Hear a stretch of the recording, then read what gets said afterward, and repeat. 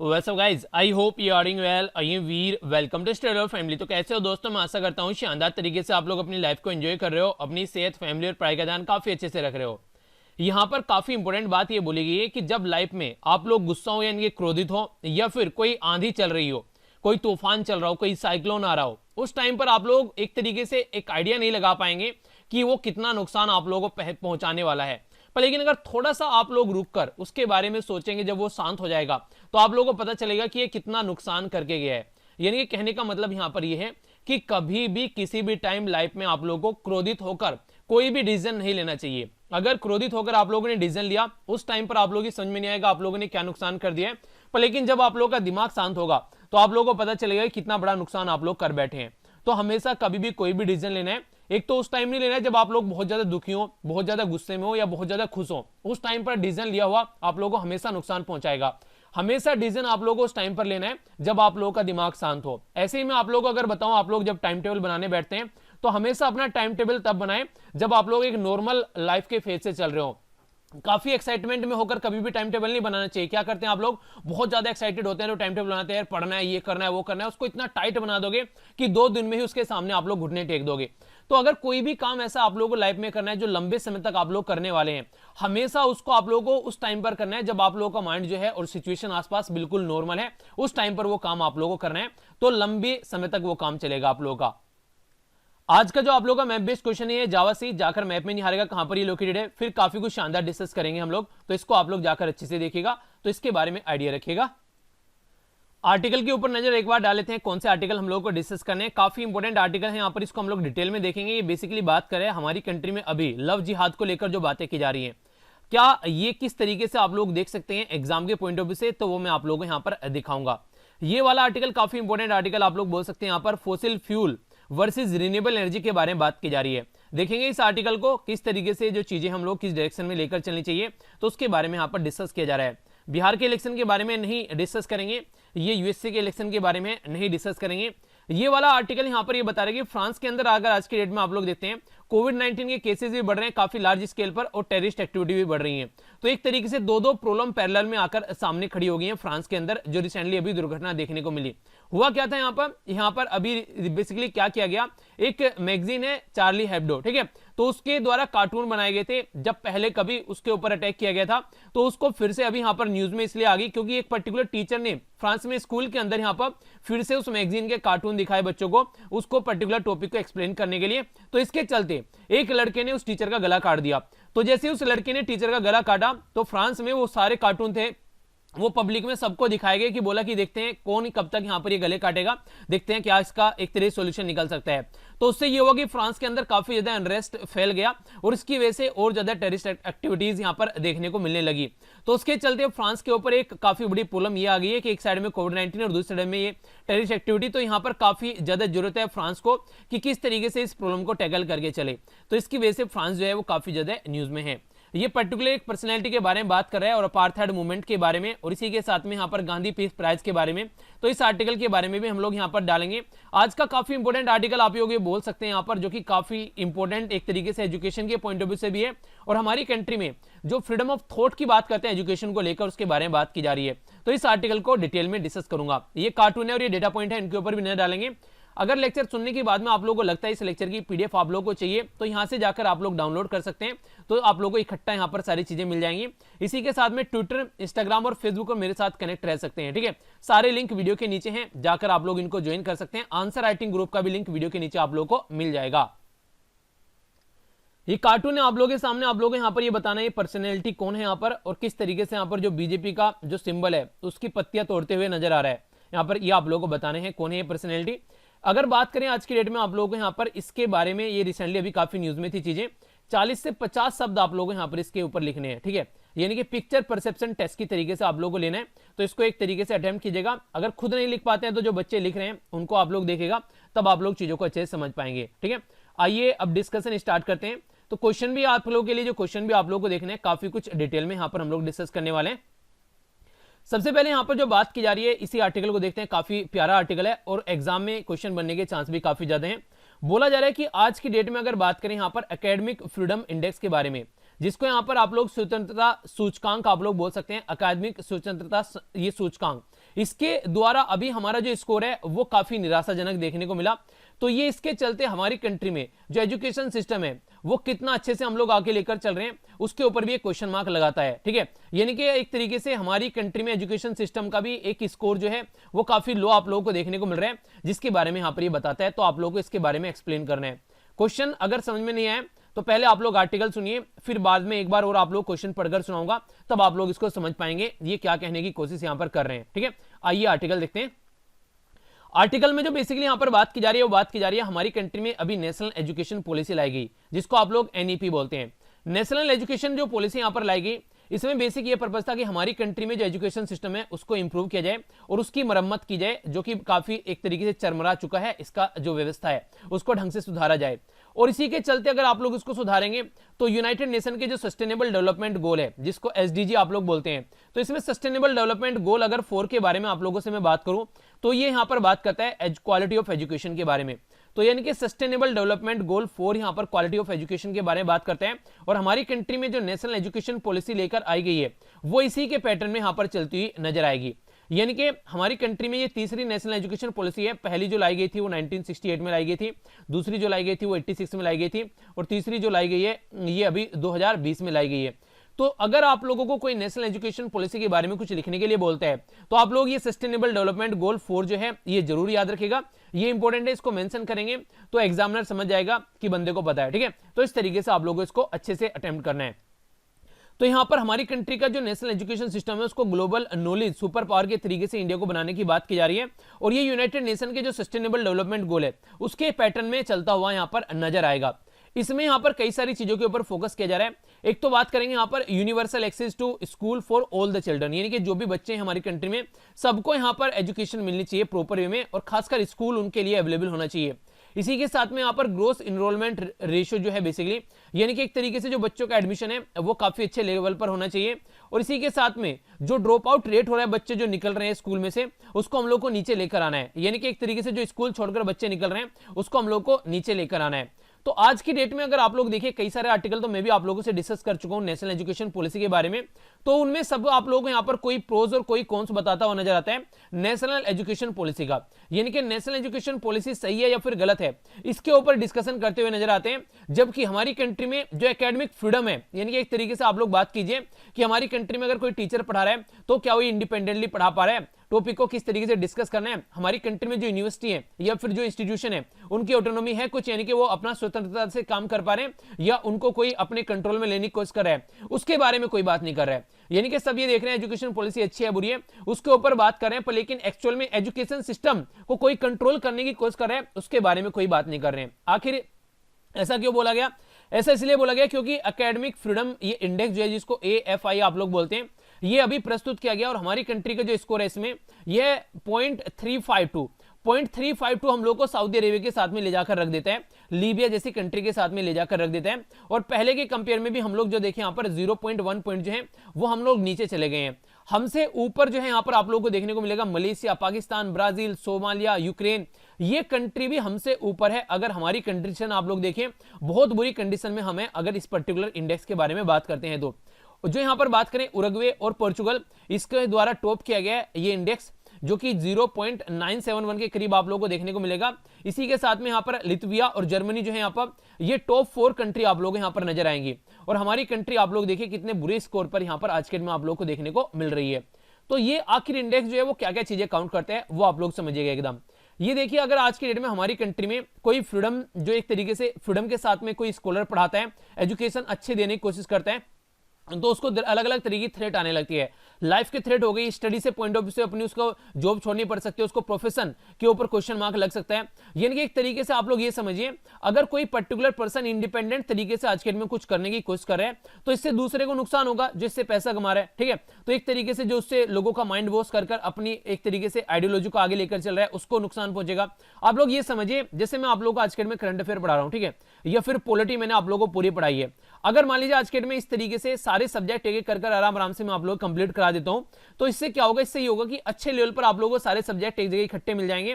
तो इससे जो कोचिंग इंस्टीट्यूशन है उनको काफी ज्यादा प्रॉब्लम होती रहती है, जैसे कि 6 से 7 लाख के करीब जो बच्चे हैं आज के डेट में पॉलिटी के लेक्चर देख चुके हैं। तो इसके चलते मैंने आप लोगों को पहले बताया था, कई सारे ऐसे कोचिंग सेंटर जो मेरे पास कॉल करते हैं, कुछ तो उनको खरीदने की बात करते हैं, कुछ ये बोलते हैं उनको हटा दो, इतना पैसा हम तुमको देंगे। यानी कि कहने का मतलब यहाँ पर ये, उनको ये लग रहा है कि इनकी वजह से यहाँ पर नुकसान हो रहा है। कई सारे कोचिंग सेंटर में जो बच्चे हैं वो एक तो कोचिंग सेंटर वालों की कॉल आई, उन्होंने ये बोला मुझे कि आपके लेक्चर देखकर आते हैं यहाँ पर, और कई सारे टीचर को भी परेशान कर रहे हैं यहाँ पर बच्चे कि आप ये लेक्चर को हटा दीजिए, आप बताइए इनका कितना पैसा आप लोगों को लेना है।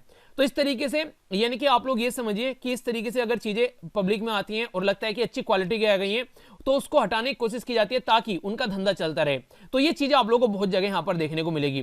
तो इससे कंडीशन क्या निकल के आती है, इससे एक कंडीशन निकल कर आती है कि जो इंडिपेंडेंट थॉट का एक पर्सन है उसको दबाने की कोशिश की जाती है, हर एक तरीके से उसको थ्रेट करने की कोशिश की जाती है, कई बार उसके ऊपर हमला कराने की कोशिश की जाती है।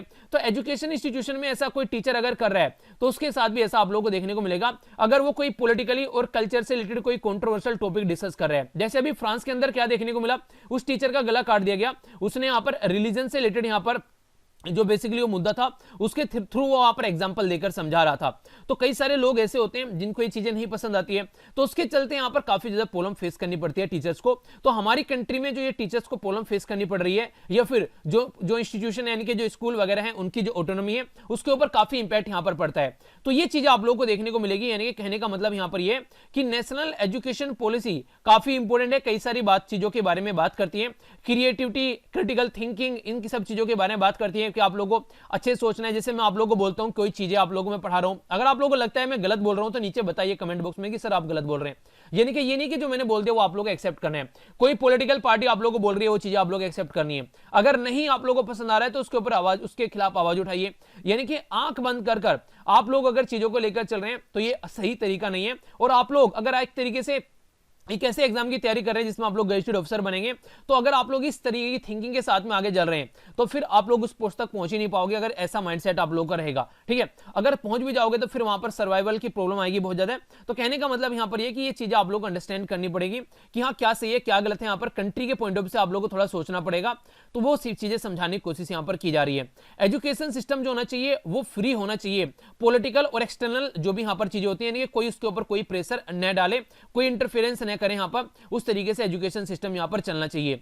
अगर आज की डेट में आप लोग बात करें फैकल्टी के बारे में, ठीक है, तो फैकल्टी को कई सारी फैकल्टी ऐसी हैं जिनको यहां पर कई तरीके से यहां पर परेशान किया जाता है। हालांकि कई बार हम लोग बात करते हैं कि कई सारी चीजें यहां पर, जैसे नेशनल एजुकेशन पॉलिसी में हम लोग बोलते हैं कि फ्रीडम टू डिजाइन, अपना खुद का करिकुलम डिजाइन कर सकते हैं, ऐसी कैसी अप्रोच टीचर लेकर चल सकता है उसको देख सकते हैं अपने हिसाब से।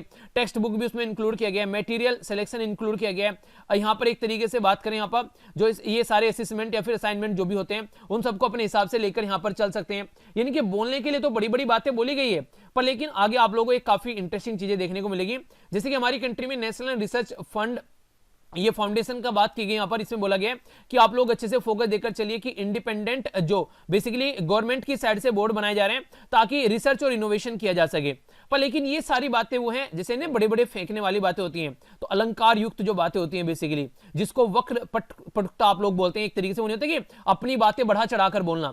ये सारी बातें जो बताई यहां पर, रिसर्च कर लो, ये कर लो, वो कर लो, पर लेकिन एग्जैक्टली अगर ग्राउंड लेवल पर आप लोग देखेंगे इंप्लीमेंट होती नजर नहीं आती है, सब कागज में पड़ी रहती है, पॉलिसी आ गई और आकर चलेगी, पर लेकिन एग्जैक्टली इनका इंप्लीमेंटेशन नहीं होता है। तो इसीलिए हम लोग को सोचना पड़ेगा कि हम लोग कहने और करने में, कथनी और करनी में कितना फर्क नजर आता है, वो हम लोग को देखना पड़ेगा। अगर बात करें free to think report of the scholars at risk academic, the freedom जो मॉनिटरिंग रिपोर्ट है यहां पर, इसके बारे में अगर बात करते हैं तो पॉलिटिकल टेंशन हमारी कंट्री में काफी लार्ज स्केल पर ऐसी है जो कि एकेडमिक फ्रीडम को यहां पर रोकने की कोशिश करती है। उदाहरण के तौर पर जामिया मिलिया इस्लामिया यूनिवर्सिटी के बारे में बात कर लीजिए, जवाहरलाल नेहरू यूनिवर्सिटी के बारे में बात कर लीजिए। यहां पर जो बच्चे हैं उनको एंटी नेशनल बताया जाता है, उनके ऊपर केस चलाए जाते हैं, हालांकि कोर्ट भी उनको रिहा कर देता है, पर लेकिन कई बार देखने को मिलेगा कि उनको एक तरीके से सप्रेस करने की कोशिश की जाती है।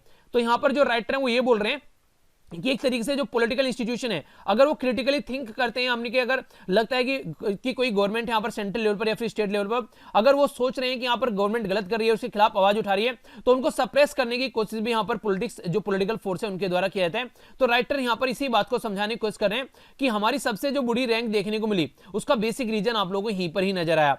तो ये चीजें हम लोग को अंडरस्टैंड करनी पड़ेगी, जो कि काफी बुरी रैंक हमारी यहां पर आ रही है इनकी वजह से।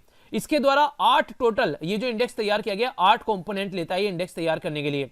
यानी कि freedom to research and teach, यानी कि कैसे फ्रीडम करनी है आप लोगों को, रिसर्च करना है उसमें, टीचिंग में, इसी के साथ में एकेडमिक एक्सचेंज, इसी के साथ में यहाँ पर डिस्क्रिमिनेशन जो है, यानी कि आप लोग एक तरीके से जो एकेडमिक में मान लीजिए आप लोगों को, मुझे लगता है कि ये चीजें मुझे नहीं आती है, ठीक है, मैं आप लोगों को बोलूं कि इसके बारे में किसी को आइडिया है तो आप लोग कमेंट बॉक्स में बताइए, फिर मैं आप लोग एक्सप्लेन कर दूंगा नेक्स्ट डे, इसके बारे में जाकर पढ़ लेता हूं। तो एक तरीके से आइडिया के एक्सचेंज आप लोग यहां पर देखते हैं, तो उसकी फ्रीडम होनी चाहिए, इंस्टीट्यूशन में ऑटोनॉमी होनी चाहिए कि वो अपने डिसीजन अपने आप ले सके, कोई उनके ऊपर सप्रेस ना करे, कैंपस की इंटीग्रिटी होनी चाहिए, इसी के साथ में फ्रीडम ऑफ एकेडमिक और कल्चर एक्सप्लेनेशन, एक तरीके से एक्सप्रेशन होना चाहिए, यानी कि यहां पर आप लोगों को हिंदू रिलीजन के त्योहार चलाने, मुस्लिम रिलीजन के त्योहार चलाने या फिर क्रिश्चियन के चलाने, मिक्स सब कुछ लेकर आइए, मिक्स वेज लेकर आइए, क्योंकि हमारी कंट्री मिक्स वेज है, आप लोगों को हर तरीके के लोग यहां पर देखने को मिलेंगे, तो पर्टिकुलर रिलीजन के नाम पर आप लोग चीजों को लेकर आगे नहीं चल सकते हैं। Constitutional protection of academic freedom जो है ये यहां पर काउंट की जाती है। इसी के साथ में इंटरनेशनल लीगल कमिटमेंट जो रहता है, एकेडमिक फ्रीडम अंडर इंटरनेशनल, जो भी हमारी कंट्री में या फिर अलग अलग एरिया में जो सोशल, इकोनॉमिक या फिर कल्चर, जिन चीजों पर हम लोगों ने सहमति की है उनको हम लोग को आगे लेकर चलना चाहिए। यूनिवर्सिटी जो है उनके बारे में अगर उनको आगे लेकर चलना है अच्छे से, उसके बारे में फोकस देकर चलना चाहिए, ठीक है। तो इन सब चीजों के बारे में बात करें कि कैसे हम लोग इन सब चीजों को बढ़ा सकते हैं। अगर ये सारी चीजें 8 जो इंडिकेटर हैं, कोई यहां पर इंस्टीट्यूशन ये बढ़ा के चल रहा है तो उसकी रैंक काफी अच्छी देखने को मिलेगी आप लोगों को, जिस इंडेक्स के बारे में आप लोगों से बात करूं उसमें। यानी कि अगर ये जो इंडेक्स है यहां पर, जिसको आप लोगों को मैंने अभी यहां पर 1 सेकेंड, ये जो इंडेक्स है यहां पर एकेडमिक फ्रीडम इंडेक्स, तो इसमें अगर अच्छी रैंक लेकर आप लोगों को आनी है तो ये 8 इंडिकेटर आप लोगों को अच्छे से परफॉर्म करना पड़ेगा, तभी यहां पर आप लोगों की अच्छी रैंक आएगी। हमारी कंट्री की रैंक बुरी कहां पर है, इंस्टीट्यूशनल ऑटोनॉमी नहीं है, यानी कि इंस्टीट्यूशन अपने आप काम नहीं कर सकते हैं, उनको सप्रेस करने की कोशिश की जाती है। कैंपस की इंटीग्रिटी के बारे में बात की जा रही है, freedom of academic and the culture expression के बारे में बात की जा रही है, कॉन्स्टिट्यूशनल प्रोटेक्शन के बारे में बात की जा रही है एकेडमिक फ्रीडम के, तो वो सारी चीजें हमारी कंट्री में देखने को नहीं मिल रही है, जिसकी वजह से हमारी ये रैंक निकल कर आई। और इससे भी खतरनाक चीज क्या है, अगर बात देखें आज के डेट में हमारी कंट्री में जो ये ऐसी इंस्टीट्यूशन है, इनमें vice chancellor, pro vice chancellor या फिर जो रजिस्ट्रार हैं उनको पॉलिटिकल ये मेंबर आप लोग यहां पर देखने को मिलेंगे, यानी कि किसी पर्टिकुलर पॉलिटिकल पार्टी के जो लोग हैं वो आप लोग यहां पर बैठे हुए नजर आएंगे। तो कहने का मतलब यहां पर यह है कि आज की डेट में काफी ज्यादा इंटरफेरेंस किया जा रहा है इंस्टीट्यूशन और यूनिवर्सिटीज के अंदर, ताकि वो इंडिपेंडेंटली अपना काम न कर सके। तो यूनिवर्सिटीज जो है यहां पर ये गवर्नमेंट के इंटरफेरेंस का एक सोर्स बन चुकी है, चाहे एकेडमिक में बात करो चाहे नॉन एकेडमिक में बात कर लो, तो काफी बड़ी ये प्रॉब्लम यहां पर निकल कर आती है। तो इस तरीके से जो पॉलिटिकल अपॉइंटमेंट की जाती है, तो यहां पर जो जाकर बैठते हैं वो एक तरीके से फेवरेटिज्म करते हुए नजर आएंगे, करप्ट प्रैक्टिस करते हुए नजर आएंगे, नेपोटिज्म यानी कि भाई भतीजावाद आप लोग यहां पर देखने को मिलेगा। यहां पर बच्चों के एडमिशन में भी प्रॉब्लम देखने को मिलेगी, यानी कि एक तरीके से उनके जान पहचान वाले बच्चे यहां पर बैठे हुए नजर आएंगे, जो कि काबिल बच्चा है वो यहां पर नहीं बैठेगा, ठीक है। स्टाफ अपॉइंटमेंट के बारे में बात करें तो वहां पर इनके सारे मेंबर देखने को मिलेंगे। तो ये गलत तरीका है एजुकेशन सिस्टम में इस तरीके से इंटरफेयर करने का। और ब्यूरोक्रेट जो यहां पर बैठाए जाते हैं वो मैक्सिमम आप लोगों को देखने को मिलेंगे वो सेंट्रल या फिर स्टेट गवर्नमेंट के अंडर काम करते हैं, तो वो और ज्यादा अलग तरीके से उसको कंट्रोल करने की कोशिश करते हैं। नेशनल एजुकेशन पॉलिसी का एम है हमारी कंट्री में कि डी ब्यूरोक्रेटाइज आप लोग इसको करना है एजुकेशन सिस्टम को, यानी कि यहां पर ब्यूरोक्रेट नहीं होने चाहिए, यानी कि जिस तरीके से सेंट्रल गवर्नमेंट या स्टेट गवर्नमेंट के जो नुमाइंदे हैं वो यहां पर नहीं होने चाहिए। ये जो पोस्ट होनी चाहिए एकेडमिशियन यहां पर होने चाहिए, यानी कि टीचर यहां पर आने चाहिए, इस तरीके से यहां पर ये पोस्ट मिलनी चाहिए। यानी कि जो टीचर्स वगैरह हैं उनको यहां पर पता होना चाहिए, क्योंकि एक टीचर को पता है कैसे बच्चों को पढ़ाकर लेकर चलने हैं, टीचर को पता है कैसे यहां पर इस पर्टिकुलर एरिया में प्रॉब्लम रहेगी उसका इंप्रूवमेंट किया जा सकता है, ठीक है। तो एक पॉलिटिक्स जो करने वाला पर्सन है पॉलिटिक्स के बारे में सारे श्याम दाम दंड भेद डालते हैं। इसी तरीके से एक टीचर जो है, एक टीचर अगर काम करेगा तो बच्चों के बारे में कैसे पढ़ाना है कैसे लेकर चलना है वो सारे श्याम दाम दंड भेद आप लोग यहां पर लगाता हुआ नजर आएगा। देखा आप लोगों ने, मैंने मूवी वो डाली थी, वहां पर वो जो लेडी है वो बेसिकली जो फोर्स छोड़कर आती है और फिर एक प्रिंसिपल बनती है कि स्कूल की आगा और स्कूल को कितना इंप्रूव कर देती है, तो वो वाली कंडीशन आप लोग यहां पर देख सकते हैं। तो ये काम जो है इस तरीके से अगर आप लोग लेकर चलिए, तो कहने का मतलब यहां पर ये अगर कोई इच्छा से ये काम करना चाहता है रियलिटी में, उसका इंटरेस्ट है यहां पर एजुकेशन सिस्टम में, एक तो वो पर्सन या फिर एक तरीके से जो टीचिंग तो जो एकेडमिक जो रिलेटेड चीजें हैं, टीचर से जो रिलेटेड चीजें हैं, एक वो वाले पर्सन, उनको ये पोस्ट देनी है। ऐसा नहीं है कि आप लोग यहां पर पॉलिटिक्स से रिलेटेड जो मेंबर है उनको इन पोस्ट पर आप लोग बैठाएंगे, ठीक है। तो ये चीजें आप लोग को अंडरस्टैंड करनी पड़ेंगी।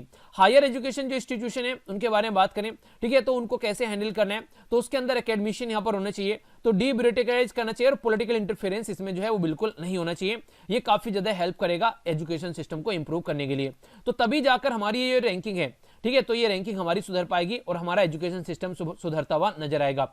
तो ये बातें यहां पर समझाने की कोशिश इसके अंदर की गई है। तो इंपॉर्टेंट आर्टिकल था, अच्छे से इसको देखिएगा और इसी के साथ में जो क्वेश्चन है उसका आंसर आप लोग दीजिएगा। और क्वेश्चन देखिए आप लोग टेलीग्राम पर ही पोस्ट कर सकते हैं, ठीक है, तो वीर तालियान के नाम से आप लोग सर्च कर लीजिएगा। और एक बात और, वहां पर कोई भी फालतू की चीजें वहां पर मुझे पोस्ट नहीं मिलनी चाहिए। और हाँ, दोनों जगह आप लोग क्वेश्चन को पोस्ट कर सकते हैं, दोनों जगह आप लोग एनालाइज एक दूसरे क्वेश्चन कर सकते हैं, फेसबुक पर भी कर सकते हैं और टेलीग्राम पर भी कर सकते हैं, ठीक है।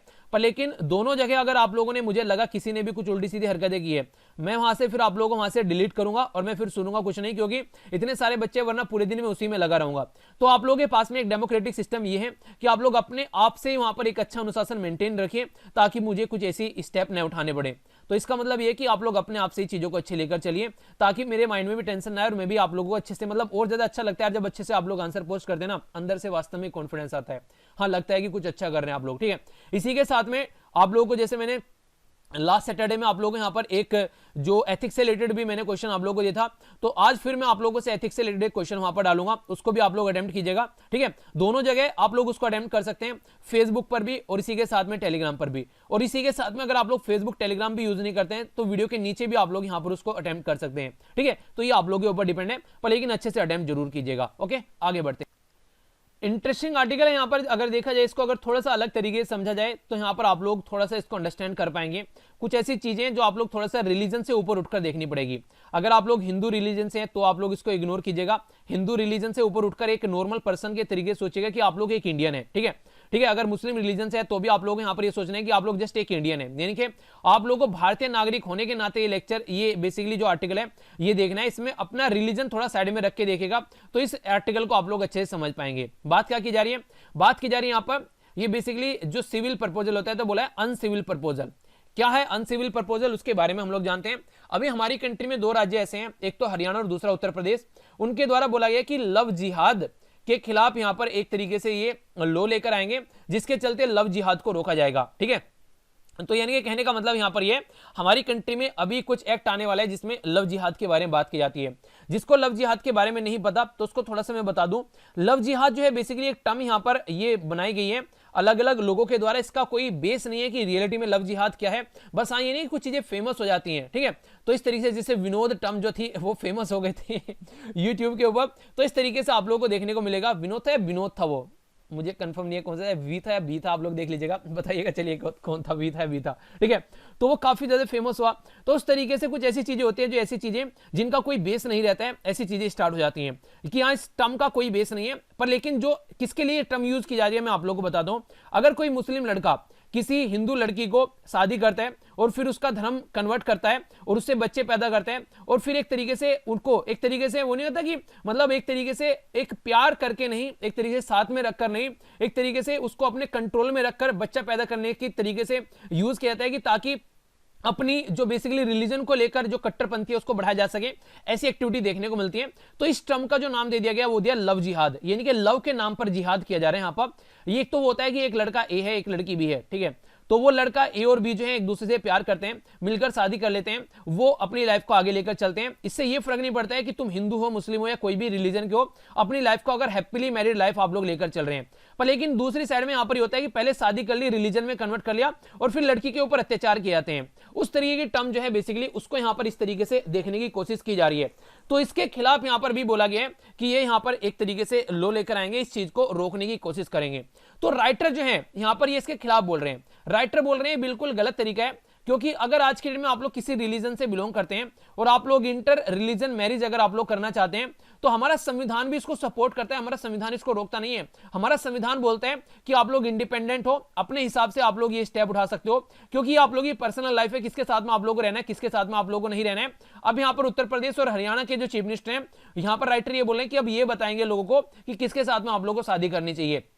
तो ये इंटरफेथ जो मैरिज है, जो रिलेशनशिप है, जो कि हमारी कंट्री में काफी ज्यादा बढ़नी चाहिए, ये एक तरीके से उसको रोकेगा। क्योंकि एक तरीके से आप लोग ये देखिए, मान लीजिए आज के डेट में जैसे कि आप लोग एक पर्टिकुलर रिलीजन से आते हैं, हिंदू रिलीजन है, अगर आप लोगों को मुस्लिम से शादी करनी है तो आप लोगों को देखे, मुझे काफी अच्छी मूवी लगी थी जैसे जोधा अकबर के बारे में अगर आप लोग बात करते हैं, तो वहां पर क्या किया गया था, जब उसमें वहां पर शादी देखने को मिली वहां पर उस मूवी के अंदर में, तो उसमें यह बोला गया कि आप अपना रिलीजन फॉलो कर सकते हो और मैं अपना रिलीजन फॉलो करूंगा, उसमें इंटरफेयर नहीं किया जाएगा। यानी कि अगर मान लीजिए आप लोग हिंदू मुस्लिम या कोई भी क्यों ना हो, मान लीजिए एक लड़का है, ठीक है, ये हिंदू लड़का है, ठीक है, ये लड़की है कोई मुस्लिम लड़की है, अगर मान लीजिए इनकी शादी हो जाती है और ये मुस्लिम लड़की हिंदू लड़के के घर में आती है, अगर ये यहाँ पर आकर भी अपनी नमाज पढ़ती है, अपनी लाइफ को अच्छे से लेकर चलती है, तो उसमें कोई प्रॉब्लम नहीं होनी चाहिए। अगर कोई मुस्लिम लड़का है, ठीक है, और हिंदू लड़की है यहाँ पर, तो इस तरीके से अगर ये इस तरीके से जो हिंदू लड़की है अगर मुस्लिम लड़के के घर में जाती है, तो ये भी अपना पूजा अर्चना कर सकती है, जो भी इसको लगता है, अपना जो बेसिकली रिलीजन के अंदर अपनी आस्था है उसको मेंटेन रख सकती है। अगर इस तरीके से शादी को लेकर चला जाए तो इसमें क्या दिक्कत है? क्योंकि देखिए, अगर पर्टिकुलर पर्सन जो है पैदा होता है जब, और पैदा होकर जैसे वो आगे बढ़ता है, तो एक पर्टिकुलर थॉट के साथ में वो आगे बढ़ता है। तो अगर वो उस चीज को एंजॉय कर रहा है और उसको अच्छा लगता है वो चीजें, बेसिकली शादी का पर्पज यहां पर ये होना चाहिए कि एक दूसरे के साथ में खुश रहना है, एक दूसरे का साथ होना चाहिए। रिलीजन कब से बीच में आने लगा शादी के बीच में? तो ये सोसाइटी की जो रूढ़िवादी थिंकिंग है, ये उसके बारे में यहां पर बात कर रहे हैं राइटर, कह रहे हैं कि रूढ़िवादी थिंकिंग जो यहां पर लाने की कोशिश की जाती है, उसको हम लोगों को दूर हटाना चाहिए। आज के डेट में जो कॉन्सेप्ट चल रहे हैं यहां पर, जो लव जिहाद यहां पर है, ये सेल्फ सर्विंग एक पॉलिटिकल टर्म यहां पर बना दी गई है अपने पॉलिटिकल एजेंडे को सेट करने के लिए, ठीक है। इसका कोई एक तरीके से ना तो लीगल और ना ही कोई इसका कोई एक कानूनी कोई इसका बेस है यहां पर, इस पर्टिकुलर कॉन्सेप्ट का जो लव जिहाद करके यहां पर टर्म यहां पर सामने निकल कर आ रही है। तो राइटर ये बोल रहे हैं कि ये अलग ही तरीके का एक अलग ही माहौल बना दिया गया इस पर्टिकुलर टर्म को लेकर। उसके रिलेटेड अगर आप लोग बात करें हमारी कंट्री में शादी के बारे में, जो हम लोग बात करते हैं, तो स्पेशल मैरिज एक्ट और अलग अलग रिलीजन से रिलेटेड हम लोग शादी अलग अलग हिसाब से करते हैं, तो सारी व्यवस्था हमारी कंट्री में है। और ये सारे सेक्युलर मैरिज को यहां पर सपोर्ट करते हुए नजर आते हैं। ये रिलीजन के नाम पर कोई भी ऐसा फेथ में कोई डिफरेंस आप लोगों को देखने को नहीं मिलेगा कि ऐसा कुछ है। अगर ऐसा कुछ कोई करता है, इसके ऊपर कोई अगर लॉ बनाता है, तो ये इनडायरेक्ट में बोला जाए तो ये अनकॉन्स्टिट्यूशनल होगा। क्योंकि कोई अगर जवान पर्सन है, 18 साल की जब एज हो जाती है, आप लोग उसको ये बता दो कि तुम वोट डालो जाकर, ठीक है, वोट डालकर वो अपनी वोट डालेगा, तो वोट डालने के बाद में क्या होगा, वो पर्टिकुलर पर्सन जो है वो देश का प्रधानमंत्री चुनेगा, देश का चीफ मिनिस्टर चुनेगा, एक तरीके से अपने गांव का प्रधान चुनेगा। मतलब उसको वोट दे दी गई है कि देश चलाने वाले लीडर वो सुन सकता है, पर लेकिन वो अपना लाइफ पार्टनर नहीं चुन सकता है, इतनी बुद्धि उसके अंदर नहीं है। तो ये कितने हद तक ये वाजिब है, तो हम लोग को सोचना पड़ेगा कि पर्टिकुलर पर्सन देश का लीडर चुन सकता है, पर वो अपना लाइफ पार्टनर नहीं चुन सकता है। तो क्या ये सही है? तो एक तरीके से अनकॉन्स्टिट्यूशनल होगा अगर इस तरीके से कोई लॉ यहां पर लाया जाता है। तो यहां पर जैसे योगी जी चल रहे हैं, उसी के पैटर्न पर यहां पर चल रहे हैं मनोहर लाल खट्टर। तो यहां पर जो राइटर ये बोल रहे हैं कि ये सही तरीका नहीं है, ये पर्सनल चॉइस है किसके साथ में शादी करनी है और किसके साथ में रहना है। आप लोग कैसे इसके ऊपर लॉ लेकर आ सकते हो? हाँ, कोई गलत चीजें अगर सोसाइटी में हो रही है, उसको आप लोग सोल्यूशन निकालना कोई अलग तरीका देखें ना। इंटरफेथ रिलीजन अगर कोई मैरिज हो रही है उसको आप लोग रोक रहे हैं, तो ये सही तरीका नहीं है। इवन हमारी कंट्री के होम मिनिस्टर के द्वारा क्लियर किया गया था कि ये इस तरीके से लॉ में कोई डिफाइन नहीं किया गया, लव जिहाद जैसी कोई टर्म इसके बारे में कहीं पर इसको कहीं पर डिफाइन नहीं किया गया है। तो इस तरीके से जो टर्म का कोई लीगल बेसिस ही नहीं है, उस टर्म को लेकर आप लोग कितना सोसाइटी में हाइप क्रिएट कैसे कर सकते हैं। इलाहाबाद हाईकोर्ट के बारे में अगर बात करें, यहां पर भी बात की गई। देखिए, आप लोग दो चीजें समझिए, जैसे मैंने अभी आप लोगों को बताया, यहां पर इलाहाबाद हाईकोर्ट ने भी यही बातें बोली हैं कि पर्टिकुलर शादी की जा रही है और फिर रिलीजन में कन्वर्ट किया जा रहा है, वही फोर्सफुली, ये चीजें अलाउ नहीं है यहां पर। अगर अपनी इच्छा से मान लीजिए मैं आज के में किसी मुस्लिम लड़की से शादी करता हूं, मुस्लिम लड़की से शादी करने के बाद में मैं उसको बोलता हूं कि तुम हिंदू बन जाओ, ठीक है, या फिर हिंदू लड़की से शादी करने के बाद में उसको बोलता हूं मैं मुस्लिम में कन्वर्ट हो जाओ तुम, तो ये क्या मैं एक तरीके सही काम कर रहा हूं? ठीक है, हमारा संविधान ये चीजें नहीं बोलता है यार। आप लोग अगर किसी लड़की से शादी कर रहे हैं तो उसको उसके हिसाब से पूछे कि उसको क्या अच्छा लग रहा है, ठीक है। वो ऐसा भी तो हो सकता है कि दोनों चीजों को एंजॉय कर सकती है एक तरीके से मान लीजिए कोई मुस्लिम लड़की है, हिंदू लड़के से शादी कर रहे हैं, हिंदू लड़का है मुस्लिम लड़की से शादी कर रहे हैं, तो दोनों फेस्टिवल एंजॉय कर सकते हैं, दोनों रिलीजन को एंजॉय कर सकते हैं। ये देखिए, और ज्यादा चीजें जानने का मौका मिल रहा है, अपनी सोसाइटी को और ज्यादा समझने का मौका मिल रहा है, तो क्यों ना पॉजिटिव माइंडसेट के साथ में हम लोग आगे बढ़े, तो मिलजुल कर और ज्यादा प्यार एक दूसरे के साथ में हम लोग बढ़ाए। पर लेकिन ऐसा नहीं है, क्योंकि अगर ऐसा होगा तो सोसाइटी में मिलजुल कर लोग चीजों को एंजॉय करेंगे, तो इससे क्या होगा? इससे ये होगा जो अपनी रोटियां सेकते हैं इन चीजों के ऊपर, उनकी रोटियां नहीं सेक पाएंगी, उनकी रोटियां कच्ची रह जाएंगी, तो ये प्रॉब्लम यहां पर देखने को मिल जाती है। तो इससे बाहर निकलने की जरूरत है हम लोग को। तो कोर्ट ने भी ये बोला कि कन्वर्जन अगर कोई किया जा रहा है वो किसी एडवाइस के बेस पे नहीं होना चाहिए। अगर किसी को कन्वर्ट करना है, मान लीजिए आज के डेट में मुझे बुद्धिज्म में जाना है, ठीक है, तो इसका मतलब ये नहीं कि कोई मुझे एक तरीके से आकर बोलेगा तुम बुद्धिज्म में कन्वर्ट हो जाओ। अगर मुझे अंदर से फीलिंग आ रही है कि मुझे बुद्धिज्म में कन्वर्ट होना है, तो मुझे बुद्धिज्म में कन्वर्ट हो जाना चाहिए। ये कोई मुझे थोपेगा नहीं मेरे ऊपर आकर कि मुझे बुद्धिज्म में जाना है या इस्लाम में जाना है, हिंदू धर्म में रहना है, तो वो सारी चीजें ऐसा नहीं होना चाहिए। तो ये गलत तरीका है, पर्सनल चॉइस है पर्सन की, और उसको छोड़ देना चाहिए कि उसको ये चॉइस अपनी कैसे लेकर चलनी है। तो इंटरफेथ अगर कोई इस तरीके से अपने आप में मिलकर एक दूसरे के साथ में कोई शादी कर रहना चाहते हैं, तो हमारी कंट्री में इसके रिलेटेड लॉ ऑलरेडी है कि वो कैसे अपनी लाइफ को लीड कर सकते हैं। तो आप लोग इनको कैसे ऐसे कर रहे हैं, तो ये सही तरीका यहां पर नहीं है। तो वैवाहिक जो गठजोड़ है, गठबंधन है यहां पर, ये एक तरीके से स्वतंत्र है, इसमें किसी का हस्तक्षेप यहां पर नहीं होना चाहिए। इस तरीके से ये इंडिविजुअल की चॉइस है, यहां पर इस तरीके से एक्टिविटी नहीं होनी चाहिए। तो इसके बारे में आप लोग की क्या राय है? आप लोग अपनी राय जरूर बताइएगा। लगभग 40 से 50 शब्द में आप लोग अपनी राय बता सकते हैं कि इसके बारे में आप लोग क्या सोचते हैं। जो बातें मैंने आप लोगों को बताई हैं इसके बारे में आप लोग क्या राय रखते हैं, ये सही है या फिर गलत है, जो भी आप लोगों को लगता है आप लोग इसके बारे में जरूर बताइएगा। ओके, नेक्स्ट यहां पर जो ये आर्टिकल है पर्टिकुलर एक पर्सनैलिटी के बारे में, तो इनका जो नाम है, इनका नाम है इनुगा श्रीनिवासलू रेड्डी। ठीक है, इनको शॉर्ट फॉर्म में यहां पर ये ES रेड्डी के नाम से भी इनको जाना जाता है। ठीक है, तो ये रिसेंटली अभी इनकी डेथ हुई है। तो ये अभी जो इनकी डेथ हुई है यहाँ पर, ये 1 नवंबर 2020 में इनकी डेथ हुई है। तो यहाँ पर ये काफी इंपॉर्टेंट पर्सनैलिटी थे, तो इनके बारे में कुछ बातें यहाँ पर बताई गई हैं। तो जो कुछ इंपॉर्टेंट बातें हैं वो मैं आप लोगों से यहाँ पर डिस्कस करने वाला हूँ। ठीक है, तो यहाँ पर जो ये पर्टिकुलर पर्सनैलिटी थे ये आंध्र प्रदेश में पैदा हुए, स्टडी करने के लिए यहाँ पर यूएसए मूव हो गए, फिर आगे चलकर ये यूएन के फॉर्मर असिस्टेंट सेक्रेटरी बने, यूनाइटेड नेशन की कई सारी पोस्ट पर ये रहे काफी लंबे समय तक। ठीक है, इसी के साथ में कई सारी पोस्ट के साथ में और जुड़े रहे, कई सारी कमिटीज, जैसे अपार्थाइड की कमिटी। अपार्थाइड क्या होता है? ये होता है रंग भेद की नीति। रंग भेद की नीति कौन सी कंट्री में थी सबसे ज्यादा? तो ये साउथ अफ्रीका में काफी ज्यादा देखने को मिली थी। आप लोगों को याद होगा नेल्सन मंडेला, उन्होंने अपार्थाइड के खिलाफ मूवमेंट वहां पर चलाया गांधी जी की आइडियोलॉजी को फॉलो करते हुए। और रंग भेद की नीति मतलब काला गोरा में भेद करना, यानी कि ये एरिया काले का है, ये एरिया गोरे का है, यहां पर काले लोग जाएंगे, यहां पर गोरे लोग जाएंगे। आप लोगों ने देखा होगा हमारी कंट्री में अंग्रेज भी ऐसा किया करते थे। ठीक है, उन्होंने, आप लोगों ने मूवी भी कई सारी देखी होगी कि dogs and Indians are not allowed, यानी कि पर्टिकुलर एरिया में ऐसे ऐसे बोर्ड भी लगा देते थे। मूवी थिएटर में कहीं मूवी देखने जा रहे हैं तो लिख देते थे डॉग्स एंड जो इंडियंस है, यानी कि कुत्ते और जो इंडियन है वो भारतीय हैं वो अलाउ नहीं है। इतनी बेइज्जती यहां पर ये लोग किया करते थे। तो इस तरीके की हरकतें जो की जाती हैं इंसानों के खिलाफ, तो ये कहीं ना कहीं एक तरीके से अपनी जो बेसिकली रेस है उसको सुपीरियर दिखाने की कोशिश यहां पर की जाती है बिना किसी बात के। तो इसके चलते यहां पर काफी लंबा मूवमेंट, यहां पर अपार्थाइड मूवमेंट ये चला था साउथ अफ्रीका के अंदर में, तो उसमें काफी बड़ा रोल इनके द्वारा भी यहां पर प्ले किया गया। ठीक है, तो ये कई सारे लीडर जैसे कि Indian, south Africa, European leader जो स्पीच जो दी जाती है वो काफी लंबे समय तक इनके द्वारा काफी सारी स्पीच ऐसी लिखी गई हैं जो कि काफी फेमस स्पीच भी हैं आज की डेट में। अगर बात करें, इनको वर्ल्ड पीस काउंसिल प्राइज भी इनको दिया गया था, वर्ल्ड पीस काउंसिल प्राइज 1982। ठीक है, तो इसके बारे में आप लोग याद रखिएगा। इसी के साथ में इनको पद्म श्री भी मिल चुका है हमारी कंट्री में। तो आंध्र प्रदेश में ये पैदा हुए थे, तो रिसेंटली अभी इनकी डेथ हुई। बाकी इनके बारे में बात करें तो यहां पर आप लोग याद रखिएगा, यहां पर बात की जा रही है ये इंटरनेशनल गांधी पीस प्राइज भी मिला हुआ है। ठीक है, तो यहां पर महात्मा गांधी जी के नाम पर ये प्राइज दिया जाता है, जिसमें 1 करोड़ यानी कि 10 मिलियन के करीब यहां पर रुपीस दी जाती है। इसमें क्या रहता है बेसिकली, इसमें यह रहता है कि इंटरनेशनल गांधी पीस प्राइज 1995 में स्टार्ट किया गया था, जब 125वीं बर्थ एनिवर्सरी थी महात्मा गांधी जी की। 2000 अभी 19 में आप लोगों को देखने को मिला, 2019 में महात्मा गांधी जी की 150वीं बर्थ एनिवर्सरी हम लोगों के द्वारा सेलिब्रेट की गई है। तो ये इसमें जो यहां पर इस प्राइज के लिए जो चूज किया जाता है, ये prime minister, leader of opposition, chief minister of India, speaker of Lok Sabha और एक इमिनेंट पर्सन। तो ये 5 लोग मिलकर यहां पर जो चूज करते हैं इस पर्टिकुलर पर्सन के लिए, जो कि कंट्रीब्यूशन करता है सोशल, इकोनॉमिक और political transformation through non violence और जो गांधी मेथड है उसके थ्रू, यानी कि सोसाइटी में काफी बड़ा इंपैक्ट अगर कोई डालता है गांधी जी की आइडियोलॉजी को फॉलो करते हुए, तो उसको ये अवार्ड दिया जाता है। ठीक है, तो इसके बारे में भी आप लोग आइडिया जरूर रखिएगा। ओके, आइए अब आगे चलते हैं। यहां पर आप लोगों के सामने है यहां पर ये एक और आर्टिकल जो कि बेसिकली रिन्यूएबल एनर्जी, एक मिनट, ये देखिए आप लोग यहां पर आप लोगों से अगर बात करें, एक साइड में रिन्यूएबल एनर्जी है, रिन्यूएबल एनर्जी जैसे कि विंड एनर्जी होगी। क्या आप लोगों को लगता है कि कभी भी हवा जो है चलनी बंद होने वाली है? आप लोगों को बोलूं सोलर एनर्जी है कि सूरज की किरणें आनी बंद हो जाएगी। तो ये एवरग्रीन टाइप की एनर्जी, और अच्छी बात यहां पर ये भी है इन एनर्जी की, ये कोई पोल्यूशन क्रिएट नहीं करती है। ठीक है, हवा चल रही है, उससे टर्बाइन घूम रहा है, उससे आप लोग बिजली क्रिएट कर रहे हैं, कोई पोल्यूशन हुआ पर, लेकिन कोयला जलाने से बिजली आप लोग बना रहे हो, पोल्यूशन हुआ कि नहीं हुआ? तो इस तरीके से बात ये की जा रही है कि इस पे से हटकर हम लोग को इसके ऊपर ट्रांसफर होना चाहिए, पर लेकिन आज के डेट में इसमें ह्यूज इन्वेस्टमेंट यहां पर देखने को मिलता है।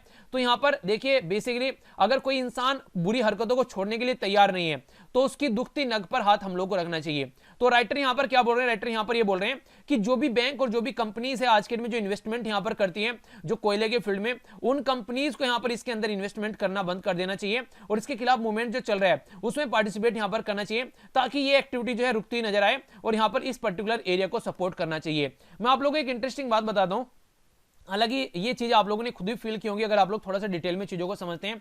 अगर बात करें रिन्यूएबल एनर्जी के बारे में, जैसे कि विंड एनर्जी के बारे में बात कर लीजिए या फिर सोलर एनर्जी के बारे में बात कर लीजिए, एक टाइम पर ऐसा हुआ करता था जो सोलर एनर्जी थी वो काफी महंगी हुआ करती थी, मतलब 1818 से लेकर 20 रुपए पर यूनिट के हिसाब से सोलर एनर्जी मिला करती थी। पर लेकिन आज की डेट में सोलर एनर्जी जो है वो 4 से 5 रुपए पर यूनिट के हिसाब से भी आप लोगों को देखने को मिलेगी जो सोलर एनर्जी मिल रही है। तो ये बिल्कुल पॉसिबल हो पाया है क्योंकि हम लोगों ने आराम आराम से इसमें हम लोगों ने काम करने स्टार्ट किया है। आज के डेट में जब स्टोरेज यहां पर इस तरीके सस्ता हो गया सोलर एनर्जी का, तो इसी के साथ में जो सोलर पैनल मैन्युफैक्चरिंग एक्टिविटी है वो हमारी कंट्री में मैन्युफैक्चर की जा रही है, वो सस्ती हो रही है, तो इसके चलते जो प्राइस है यहां पर वो काफी डाउन होना स्टार्ट हो जाता है। तो इसी तरीके से हम लोग को काम करना चाहिए। जैसे कि आप लोग ये देखिए, आज के डेट में मान लीजिए कोई पर्टिकुलर इंस्टीट्यूशन जो है वो 1.5 लाख या फिर 1,60,000 70,000 फीस ले रहा है।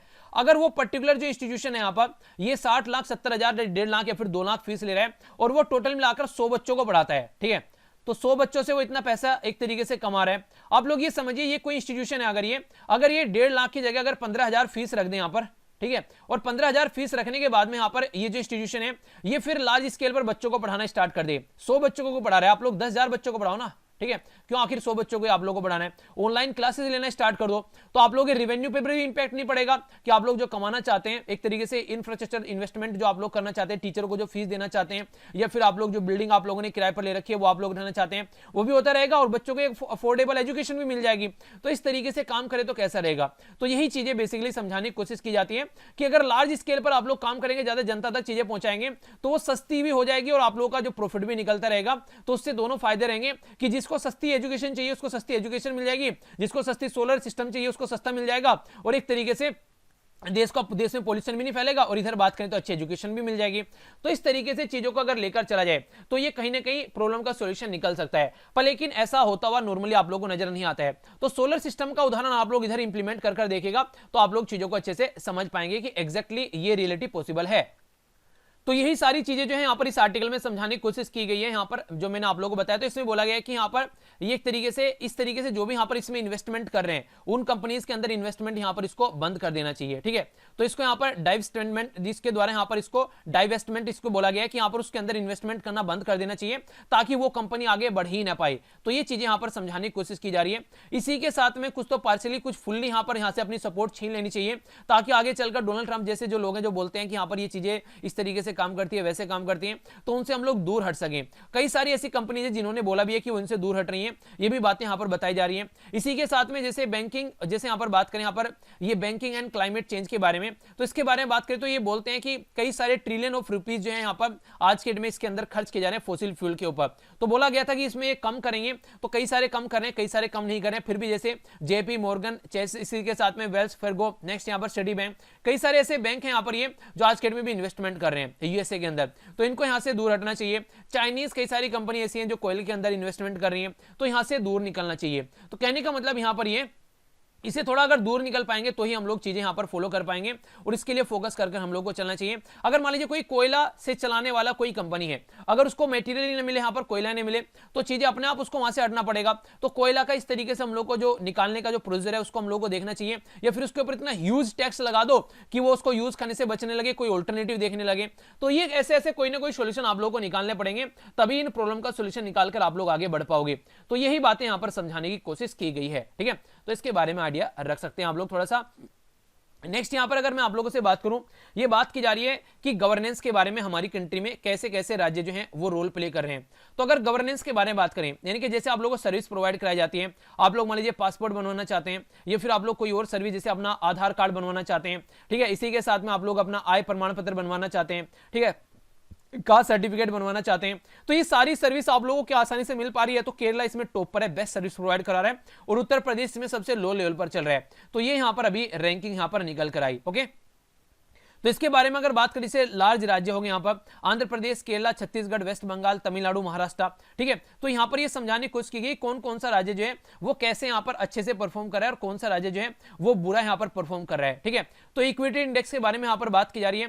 तो इंडेक्स जो है यहाँ पर ये 23 जो सोशल इकोनॉमिक जेंडर रिलेटेड जो इंडेक्स है उनको ध्यान में रखते हुए बनाए गए हैं, जिसमें खासकर मेल न्यूट्रिशन की बात कर लीजिए, वुमेन के बारे में बात कर लीजिए, स्लम पॉपुलेशन यानी कि जो झुग्गी झोपड़ी में लोग रहते हैं, क्राइम अगेंस्ट SC ST, इन सबको इकट्ठा कर यहाँ पर ये रैंकिंग तैयार की जा रही है, ठीक है।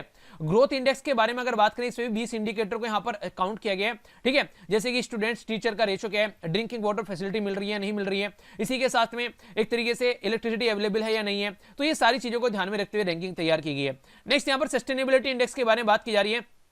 इसमें जैसे कि रीन्यूएबल एनर्जी के बारे में बात करिए, लैंड डिग्रेडेशन के बारे में बात कीजिए, वेस्ट मैनेजमेंट के बारे में बात कीजिए, एयर क्वालिटी इंडेक्स के बारे में बात कीजिए। तो ये सही है या फिर गलत है, इनके बारे में बात की जा रही है। तो आप लोग यहां पर तीनों इंडेक्स में, यानी कि यहां पर बात करें इक्विटी इंडेक्स, ग्रोथ इंडेक्स और यहाँ पर सस्टेनेबिलिटी इंडेक्स। तो सारे राज्य के नाम यहाँ पर दे रखे हैं लगभग। तो आप लोग बताइए आप लोग का राज्य यहाँ पर किस कैटेगरी में यहाँ पर है, ठीक है। तो ये आप लोग के सामने यहाँ पर ये अच्छा है, ये यहाँ पर जो ग्रीन सा है थोड़ा सा ये अच्छा है, येलो थोड़ा सा कम है, और रेड वाला ये बेकार वाली कैटेगरी में आ जाता है, ठीक है। तो इस तरीके से इसके बारे में आप लोग बताइएगा आप लोग के राज्य कहां कहां पर बिलोंग यहाँ पर कर रहे हैं। तो ये पूरा एक ओवरव्यू यहाँ पर देने की कोशिश की गई है, तो इसके बारे में हल्का सा आइडिया आप लोग रख सकते हैं। ओके, आइए अब क्वेश्चन है आप लोगों के सामने जो लास्ट वीडियो में मैंने आप लोगों से पूछा था पर्शियन गल्फ के बारे में। पर्शियन गल्फ जो है बोला जा रहा है कि यहाँ पर ये सेंट्रल जो एशिया सी आप लोगों को देखने को मिलेगा। इसी के साथ में यहाँ पर ये एक्सटेंशन जो है वो इंडियन ओशन का है स्टेट ऑफ हार्मुज के थ्रू। कौन सी स्टेटमेंट करेक्ट है? ए में बोला गया 1, बी में बोला गया 2, सी में बोला गया बोथ, डी में बोला गया नाइदर वन नो टू। सही आंसर क्या है? BCFD। तो सही आंसर जो आप लोगों को यहाँ पर देखने को मिलेगा वो है यहाँ पर सी, यानी कि दोनों स्टेटमेंट यहाँ पर सही है। तो सही बात यहाँ पर बोली गई है, तो दोनों स्टेटमेंट यहाँ पर सही है। सही नहीं है दोनों स्टेटमेंट यहाँ पर, ये सेंट्रल एशिया लिखा हुआ है यहाँ पर, ठीक है। तो इस तरीके से कंफ्यूजन में आप लोगों को डाला जाता है, ठीक है। तो सेंट्रल एशिया यहाँ पर नहीं होना चाहिए बेसिकली, यहाँ पर आप लोग देखेगा तो यहाँ पर होना क्या चाहिए, यहाँ पर वेस्ट एशिया होना चाहिए। ओके, तो ये थोड़ा सा कंफ्यूजन आप लोगों को पूरा क्वेश्चन आप लोगों को गलत करा देते हैं। तो मैप बेस्ड क्वेश्चन कई बार आप लोगों से पूछे जाते हैं। जैसे यहाँ पर आप लोग देखिए तो ये पर्शियन गल्फ हो गया, ये पाकिस्तान हो गया। यहाँ पर थोड़ा सा इधर चलेंगे तो आप लोगों को इंडिया नजर आएगा। ये यहाँ पर गल्फ ऑफ ओमान हो गया, ये हार्मुज जो स्टेट है ये आप लोगों को देखने को मिलेगा। कतर हो गया, बहरीन हो गया, यहाँ पर यूनाइटेड अरब एमिरेट्स हो गया, ये यहाँ पर रेड सी हो गया, और यहाँ पर गल्फ ऑफ एदन हो गया। तो ये पर्टिकुलर एरिया जिसके बारे में मुझे आप लोगों से बात करनी थी। तो आंसर क्या हो गया यहाँ पर? आंसर इसका बी सही है, ठीक है। तो ये था आज का टोटल डिस्कशन। मैं आशा करता हूं कि आप लोगों ने इसको अच्छे से एंजॉय किया होगा। यहां से जाकर आप लोग इसकी पीडीएफ डाउनलोड कर सकते हैं, ये पर्टिकुलर जो लिंक है स्टडी लवर वीर के नाम से। और आंसर राइटिंग ग्रुप भी आप लोग ज्वाइन कीजिए, वहां पर आंसर दीजिए, उसके लिंक भी वीडियो के नीचे मिल जाएंगे। फीडबैक जरूर दीजिए, अगर वीडियो पसंद आती है तो ही लाइक करना है, वरना डिसलाइक करके कमेंट बॉक्स में बताना डिसलाइक क्यों किया, ताकि आने वाले टाइम में इसको इंप्रूव किया जा सके। तो मिलता हूं नेक्स्ट लेक्चर में। बड़ों को नमस्ते, छोटों को प्यार, छोटी सी लाइफ एंजॉय करा। तब तक के लिए जय हिंद।